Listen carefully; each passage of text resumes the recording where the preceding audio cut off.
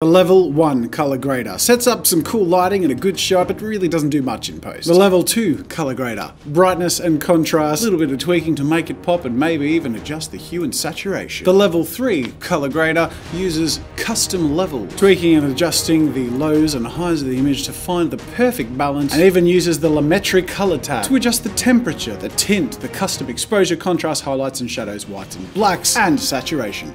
Footage. The level 4 and ultimate color grader uses DaVinci Resolve.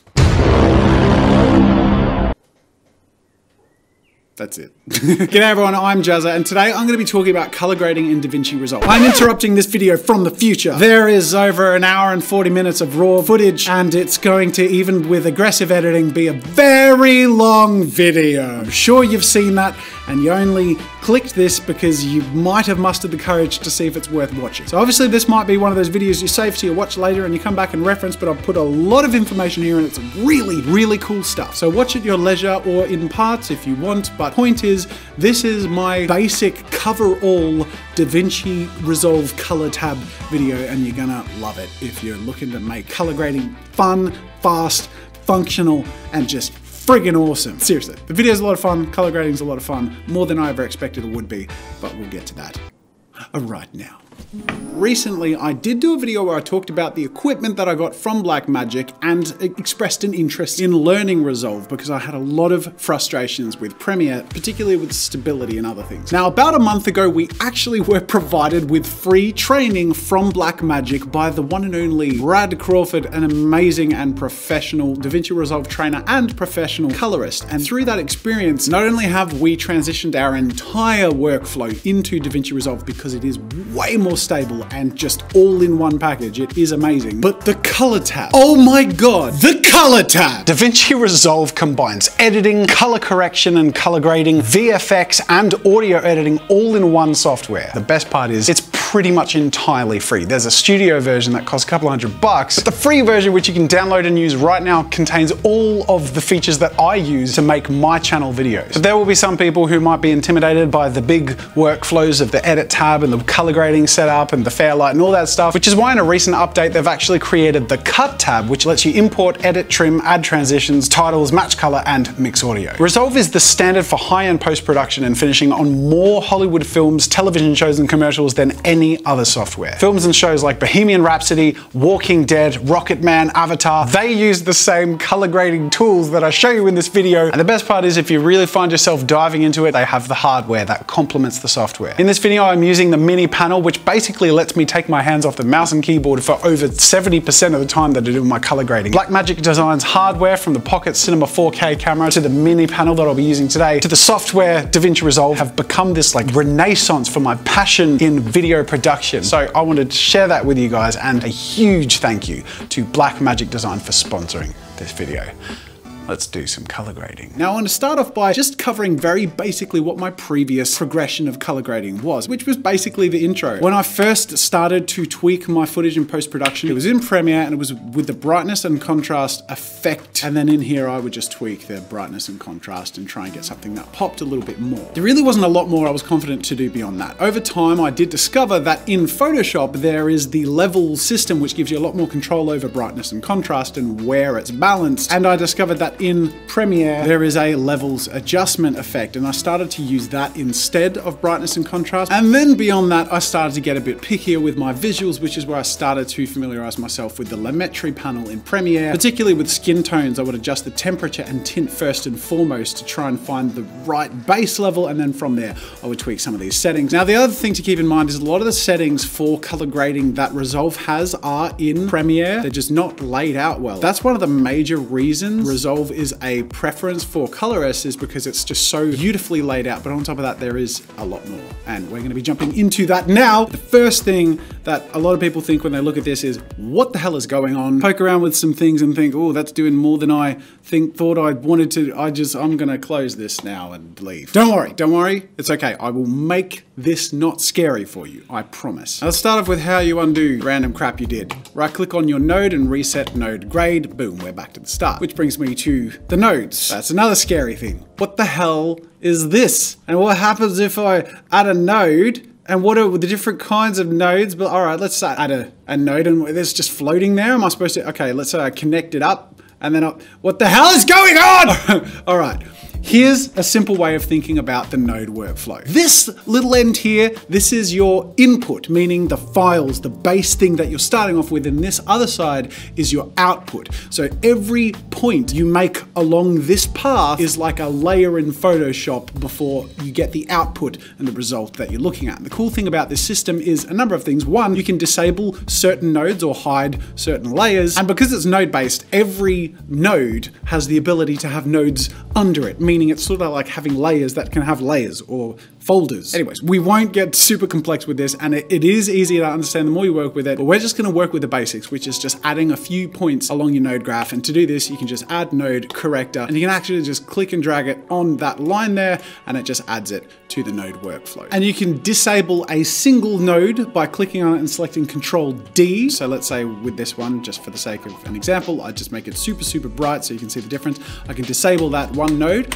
or I can hit Alt D and disable all the nodes just so you have a base like flat in to out. And then of course to delete a node, you'd select it, hit delete, and it sort of just restores that path from the previous node to the next node or end. Again, I know this stuff seems complicated at first, but as we do some playing around, you'll see how simple it is once we put it into practice. Now, let's move around the interface a little bit. You have your source or your viewing here, so you can see what's happening. You can move in the clip, and any behavior you apply in the color grade will apply to the whole clip selected. The clip selected is down here, so if I had multiple clips, which we'll play around with later, you can select different clips and apply different grades, or you can select multiple clips and group them and work on them all at once. And another way you can work on it if you like, which is a way I like to work on it, is actually going back to the edit tab. If you go into the effects library, you can add something called, where is it? Adjustment clip. So you drag the adjustment clip on top. And what this does basically is you can use the adjustment clip as something you color grade, and then everything underneath has that applied to it because it's like an overlay. I know that sounds complicated, but basically think you have like 10 shots and you want to just do all of the color grading to the same 10 shots rather than even selecting them all and grouping them. You can just slot them in the timeline all together and just put an adjustment layer on top. Go into the color tab with the adjustment layer selected and do your color grading. Down here is where the magic starts to really happen. On the bottom left by default, you have your color wheels. And this is where people get most confused because not only are there color wheels, but you can select different things. Don't worry, you're really gonna basically live in the primary wheels. And the way to think about this is these three are like dark, mids, highlights. Lift is lifting up the darkest areas of the image only. Gamma, the middle only. Gain, the top only, the highlights only. This is gonna be really, really clear soon, so bear with me. If you're struggling, don't leave, just stay. So to adjust these, the first thing people do, myself included, is you grab what you think is there and you move it and you think, oh, it's doing a lot of weird stuff. It's like a disco party.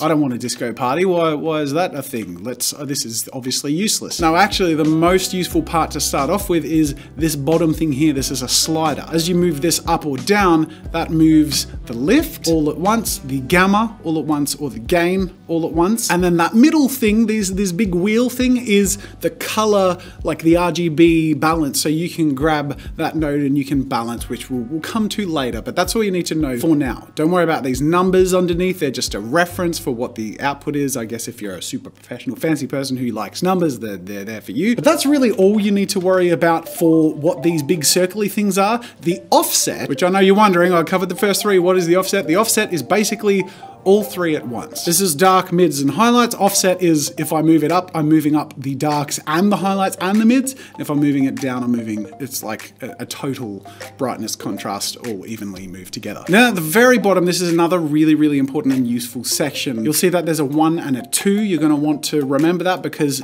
clicking between these just shows some different extra options that are very important. If you do any sort of adjustments to your visuals, a lot of that stuff is in here. Contrast, pivot, saturation, hue, luminosity mix, temperature, tint, mid-tone detail, color boost, shadows, and highlights. A lot of that will sound a bit confusing, some of it will sound familiar. The ones that sound familiar are mainly the ones to worry about. I think the two that I didn't really know that I end up using a lot now are actually color boost and mid-tone detail. Color boost is basically saturation for unsaturated areas. This is really useful for skin tones in particular, and in a set like this, I've got a lot of color around me, and if I balance it all and it looks good, usually my skin tone looks pretty flat or washed out. I can just boost the color balance and it will saturate my skin, which is less saturated, and not really affect the background. I don't have to bump the saturation for everything and make this look like a big pile of Play-Doh behind me. Mid-tone detail is sort of like sharpen, but it adds a little bit of crunch. If I bring up the mid-tone detail, check this out. It's like super crunchy. You can see going in and out, or even easier, just disable and enable that node, and you can see it sort of punch out some of that detail, some of that contrast, and some of the edges. All right, cool. So we'll leave the color wheels there for now because I want to keep things relatively simple and get to doing some practical stuff. And to do some practical stuff, I'm going to use one of the most used clips or used type of video that I use, and that is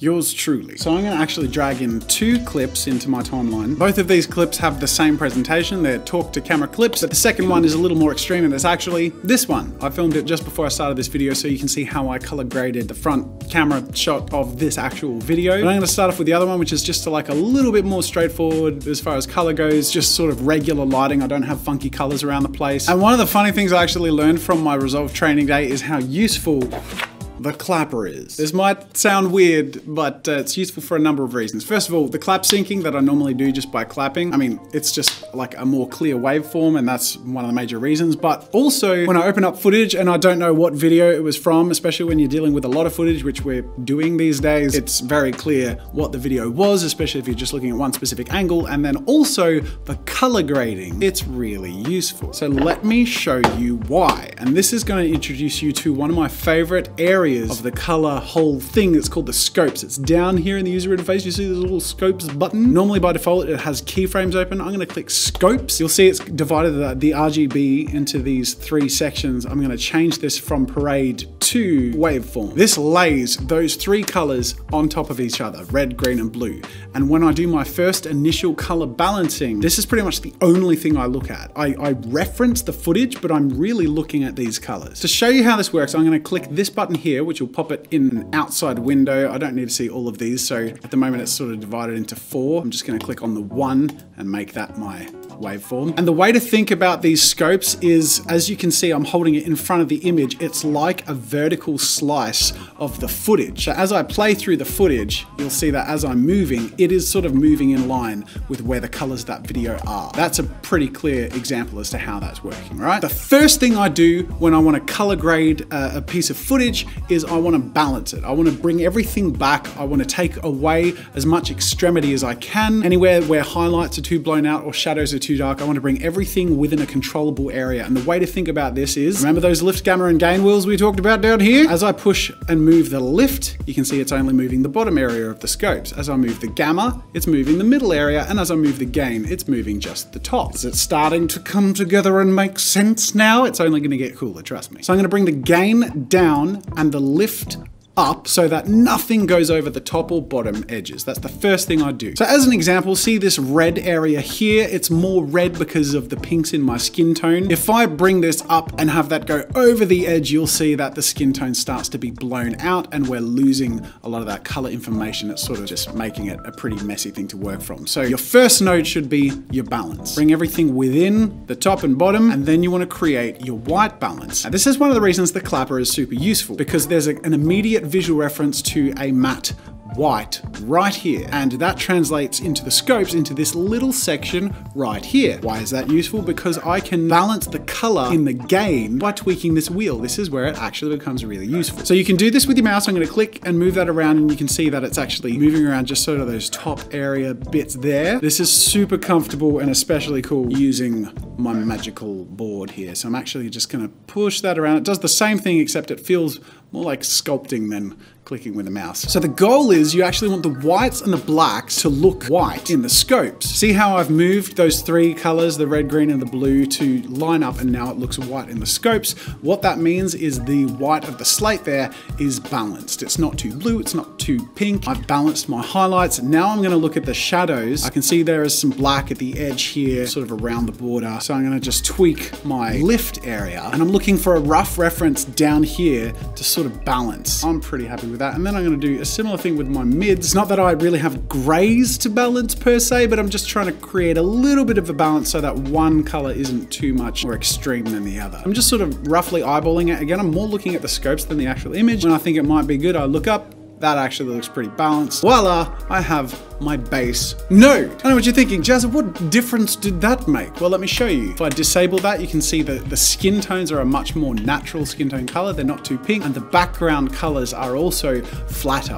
What you're actually going for is a flat look that is within the boundaries of the extreme possibilities, and the most accurate representations of your whites and blacks, so that all of the colors in between can look natural to start off from. So now we're gonna wanna have a bit of fun and get creative and add a bit of pizzazz. To do that, I could just do it from here, but the best thing to do is add a new node. Boom! I just pressed a button on this thing and it's super easy and fun, so I'll do it that way. But I showed you how to do it yourself, so you can do it that way, unless you get one of these, which you don't have to do. So basically anything I apply to this next node is independent. So I can go blah, blah, press random things and do the dials, but I can also just disable that, or I can alt disable everything all at once. So this is how we add steps and layers of creativity. So I'm gonna reset this because I actually, didn't think that through very much. And this is where I think about how I could actually make my image pop. The image is a little flat, needs a little bit of saturation. You remember down in the color wheels section at the very bottom where there's a saturation. I can't see it here, that's because I'm in number 2, so I'll click on number 1,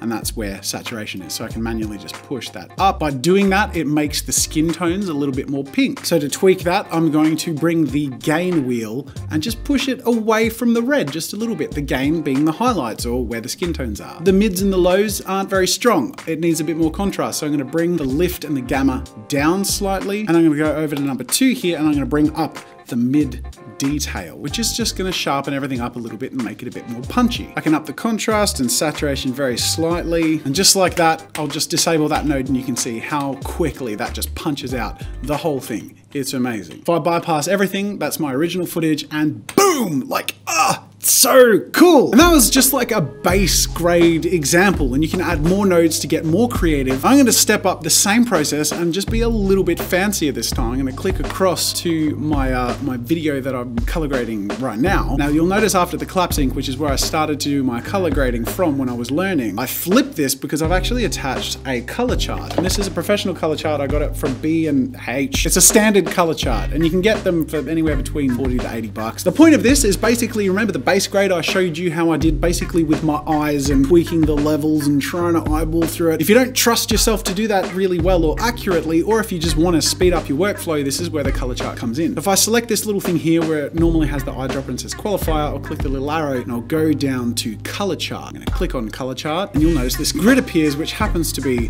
the same sort of grid and layout as the color chart. I'm going to just tweak this to be the same size and layout as my color chart here, so everything lines up over the colors nicely. And down here where the color wheels are, I'm going to click on this color match tab. You can select what type of chart you use. I happen to already have selected, but there are different industry standard color charts, which if you pick one, you'll notice it changes in the reference up there. This is a magic trick. Are you ready? Watch this. Oh my God. This is how I feel doing this stuff. Ready? I'm just going to click match. You ready? You're watching? Boom.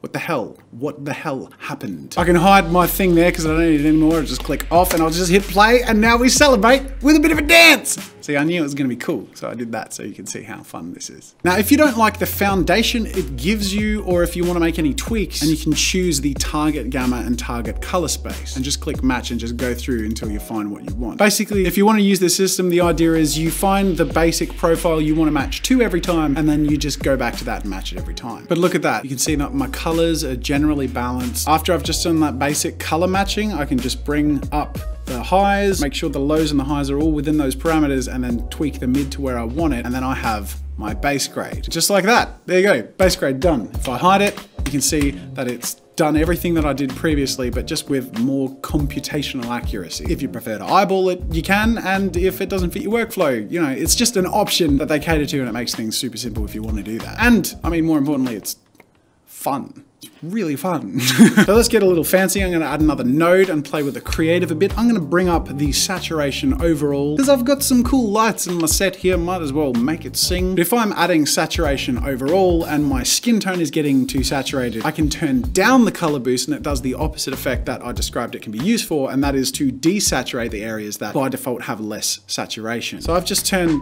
down the color boost, and you can see that it very faintly just turns down the skin tone saturation, but it doesn't really affect the background. If I show an extreme of that, I'll oversaturate, I'll slam down the color boost, and that's obviously an extreme version of what I'm explaining, but the basic idea is the same. Now I'm just going to tweak the contrast a little bit just to make it punch through, add some mid detail, just try and generally make it punch out a bit, turn up the contrast or whatever, but now I wanted to sort of balance and bring out certain areas. And as you can see, the right side with the orange light is way more saturated and intense than the blue side over there. So this is where I want to add a node corrector, add it into that path there. And this is where we can add windows and affect only certain areas. So I'm going to do that by clicking window. I'm going to add a little square here, and I'm going to drag this to cover only the left side of my grade. Give yourself a bit of bleed room because now I'm going to turn up the softness, and you can see there are 4 for the 4 sides of the square. So it's side 3 is the right side here. I'm just going to make that a softer transition between the edge of my window. And now any changes I make to this node will only be affected in that window. Let me slam in some contrast and desaturate it to show you exactly what I mean. Ooh, look at that. So obviously I don't want to do that, but what I do want to do is balance it out a bit. So I'm going to up the contrast, up the saturation. I'm going to bring down the mids and bring down the highlights very slightly. And obviously this does affect anything under it, like my hands or my skin or whatever, but if you do it with a decent enough balance, it's not going to be noticeable or extreme, and you do get a nicer balance. So you can do it that way by adding to an area, but you can also do the opposite and take away from another area. Another thing to keep in mind is while you do want to find a nice balance, you also don't have to worry about it being too extreme, because if you find the right idea, you can actually just turn down the opacity right down here in the window, just drag that down, make it less or more intense just for that one specific node. But overall, the balance of factors you've put in, you can just turn the whole thing down very slightly like I've done here. And I'm going to further balance my whole layout by adding another node, a corrector, adding a square window, putting it on the right side, soften the edge, and I'm going to balance it on both sides rather than just affecting the blue side. If the orange or the hot side is too strong, I can actually bring that strength down a bit. So I showed you a little bit about the window stuff, and I showed you a little bit about the color balancing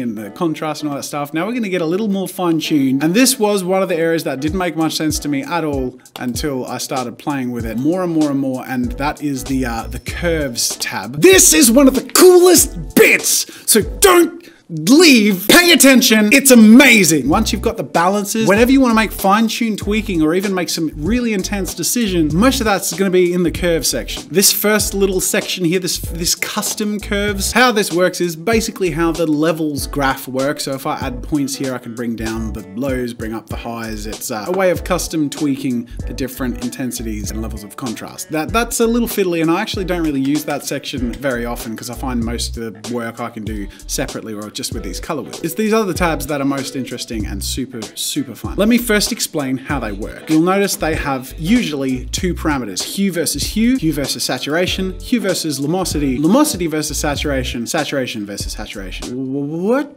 The way to think about it is you're affecting the first thing by the second thing that's qualified. So hue versus hue, you are affecting the hue and changing the hue of that hue.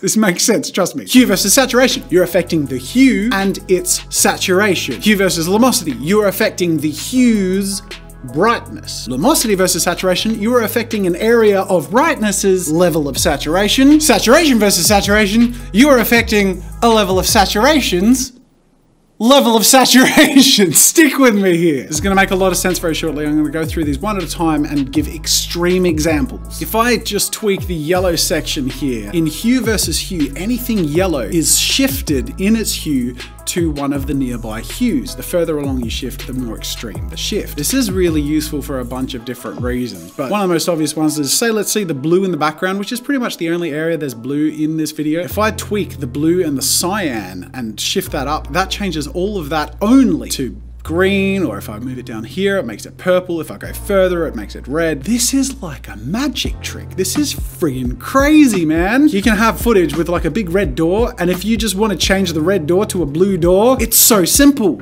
You just move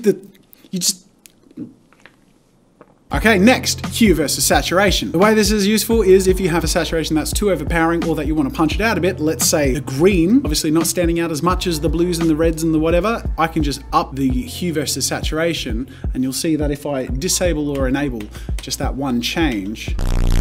Okay, now this is interesting. I'm trying to affect the green and it's not doing what I want. This is a great demonstration of how you can make it do what you want. Obviously, I was just trying to do it by the graph there. What I can actually do is, you see if I mouse over my viewing area, I have an eyedropper. So if I want it to actually affect this color or this area, I'll just click on that and look at that. It's saying it's more in this area. So if I tweak that, maybe widen it a little bit on both sides, you can see it makes a little bit of a difference there. Not enough of a difference, but we can combine these different sections to really punch it out if we want to. So let's go across to hue versus lumosity. Obviously our green's not very bright, so I'm gonna select that. That'll bring our greeny, yellowy areas to a much brighter state. Basically anything in that green realm, I just wanna lift up a bit. Then I'm gonna go back to my hue versus hue, and all of these weird khaki yellows, I'm gonna move to be more of a green. So by adding that node there, I'll pull it down. That makes him a bit more green rather than khaki yellow. And then I'm gonna go back to hue versus saturation, and I'm gonna grab my green and crunch it up. And that does add saturation to that area. But let's say I'm not satisfied with that, which in this case, I'm not. I wanna grab that green and just go kapow! So here's another trick you can do. I'm just gonna delete that example node I set up and set up a new example node. And this is where the qualifier comes in. We're getting a little more complex here, but all of this stuff is really cool. So qualifier tab, you can see, is right down here. I'm gonna click on that. If I eyedropper in that green section, it will create a bit of a rough parameter of what it thinks I'm trying to select. Now the qualifier is sort of like a mask, or like the ability to determine exactly the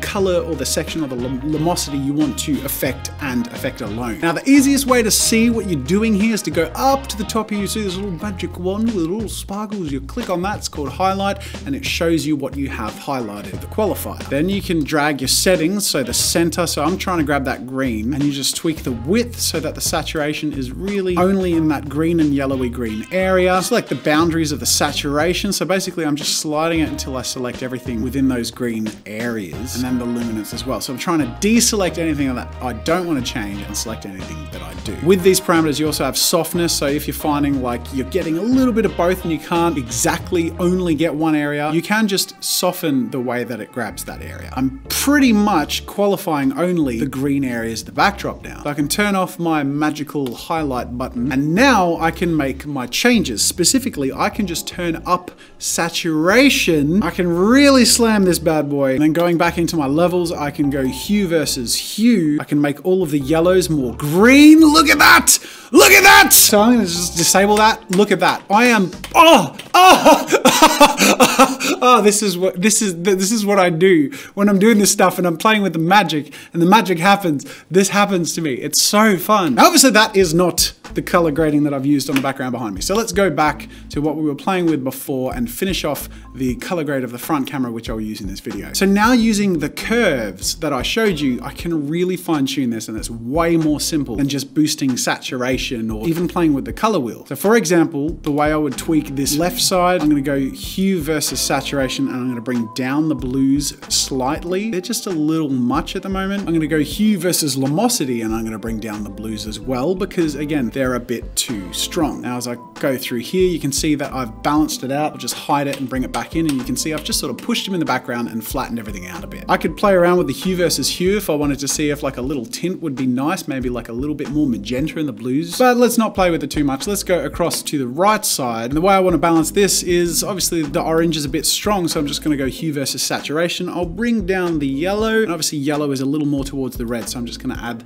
the node down here and just bring that down. But it's also feeling a little darker in general, so I'm just gonna go hue versus lumosity and bring up the oranges so it doesn't feel so dark. Then we're gonna go to our hue versus hue, and we'll just have a play around to see if we can find that magenta tint. There we go. Look at that, I've just balanced it out. And I can actually select both of these nodes to the left and the right window and disable them at the same time. You can see how extreme and balanced a change those two windows make together. So I'm happy with the background. Now let's play with the skin tone, which is really one of the main things when you have talk to camera footage. And this is usually one of the nodes I save to the end. I add a corrector node and I do another window, but this time I do a circle. So I'll click on that. I've got a big circle here. I'm gonna drag that. Think of it like a vignette where the changes we make are gonna affect the whole thing, but we're really focusing on the skin tone and how to make the speaker stand out and look nicely balanced and detailed. Now that I've got my circle, let's soften it a little bit just so it's more like a vignette effect. And I'm gonna zoom in here and just focus on the skin tones in particular and the edges and the details. So the first thing I'm gonna do is bring up the color boost. That's gonna make the skin tones or the less saturated areas a bit stronger, including the way the light hits the side of my face. Now the more I do that, the more intense the skin tone gets and probably a little harsh. So we can dial it back a little bit, and we could do it just by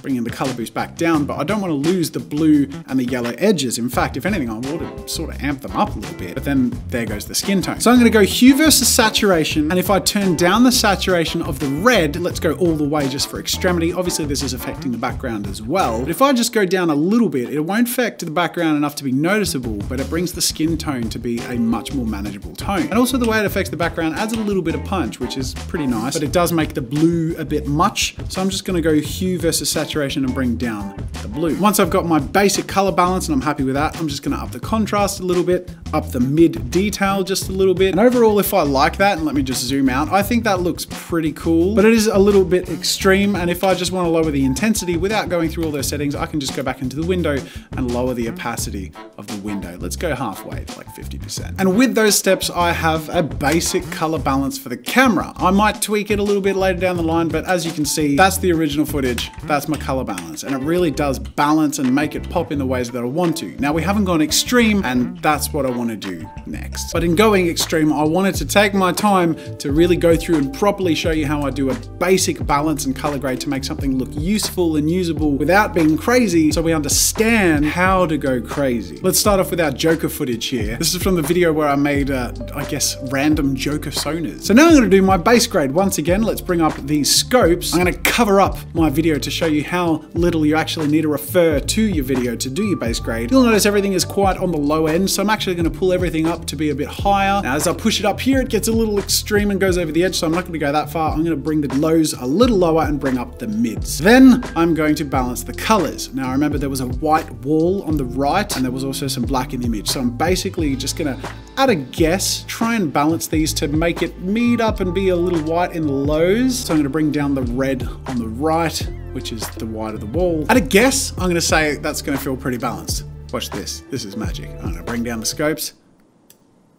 That's pretty balanced. As all things should be. If I disable that, you can see how extreme a difference that is, and it's a great foundation to start off with. Now, I don't want to take long with all of these because we're going to have a play with a whole bunch of them, but that's it. That's my scopes for now. I'm going to add a new node. Now we're going to start playing around a little bit. I'm going to bring the mids down to make the whole thing a bit darker. I'm going to bring the saturation down, and I'm going to do something that I find really, really fun, and that is to slam a lot of color into an area of the image. In particular, I'm going to do this with the lift wheel, which is all of the darker elements of the image. If I slam that over to the red there, red, red, red, red, boom, boom. Now I know that's ridiculous, but if I do that within reason, I can actually go to my levels, and this is where it's really fun to use the lumosity versus saturation. If I take everything that is in the black and then also slightly in the shadows and bring that down, I'm desaturating the reds that I've darkened. But overall, as you can see, that makes for a really dramatic and quite cinematic look there. But we have in the process lost a bit of our green, so let's add another node here, serial node, and we're specifically going to focus on the green in this one. Well, the reality is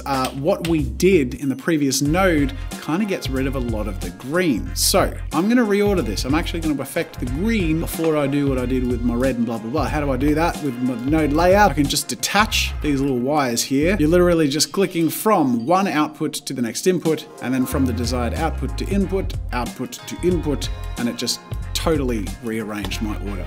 Now I still have that grade there that I made to make it more cinematic and dramatic, but I've disabled it for now so that my second node is going to affect the green. I'm going to go in the qualifier, I'm going to eyedrop the green, bring in that wand to see how much I'm selecting here, and just tweak the parameters until I have all of the greens that I want. And all of the changes I make will only affect those green areas. So I'll bump up the saturation. You can see that brings out the green, and I'm going to go one further and just go into the curves of the hue versus saturation and up the green. Now I'm going to go hue versus lumosity and up the green slightly. This is just going to make all of those greens a little bit brighter, stand out a little bit more. And overall now, just with that one node, everything green has been amplified throughout the whole clip. So now let's go back to our cinematic node, enable that, and we haven't lost anywhere near the amount of green that we lost previously, but we're keeping that intensity. Oh, how cool is this? Woo, so good. And my cinematic area, let's just go hue versus saturation, bring up the red. That amplifies the light and all that stuff. That's so cool. But you'll notice that amplifies the red of everything. So as I brought up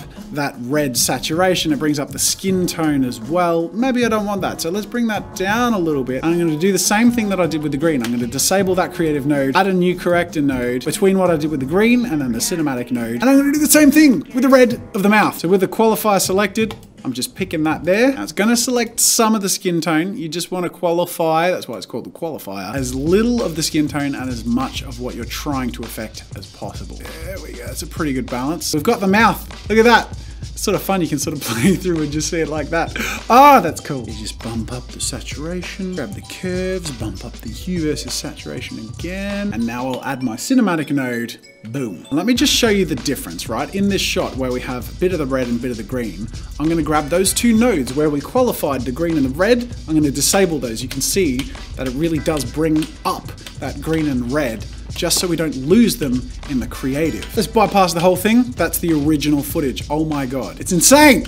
It's so good. Let's go more extreme. We've got this red dragon here. Now you'll notice that it's very dark. Obviously it's filmed on a black backdrop. I still don't want to go over the edge though, at least in my base grade. I can go wherever I want with the later nodes, but I always like to keep everything within the frame of the scopes in the very beginning. I might push up the mids just to stretch everything out a little bit more to be easier to see what I'm doing there. But I really can't do anything to balance the lights or the mids because it's a really strong color piece of footage, but I can balance the black just by moving these around and matching them up to make it as white as possible. And that's looking pretty good. If I bring that down now, that means just the blacks are nice and flat black. All right, new node. Let's go hue versus hue. Let's make our reds and yellows green because this is going to be a green dragon now. Because I said so. Let's up our saturation. Let's up our mid detail and contrast. I'm going to bring up our mids so that anything that isn't pure black or pure shadow can be lifted a bit so it's a little brighter, but I'll drop my blacks so that anything that is black is black. Now let's play through the footage. That's looking pretty cool. Definitely got a green dragon there, and if I bypass to my original footage, you can see that's pretty extreme. Here's another example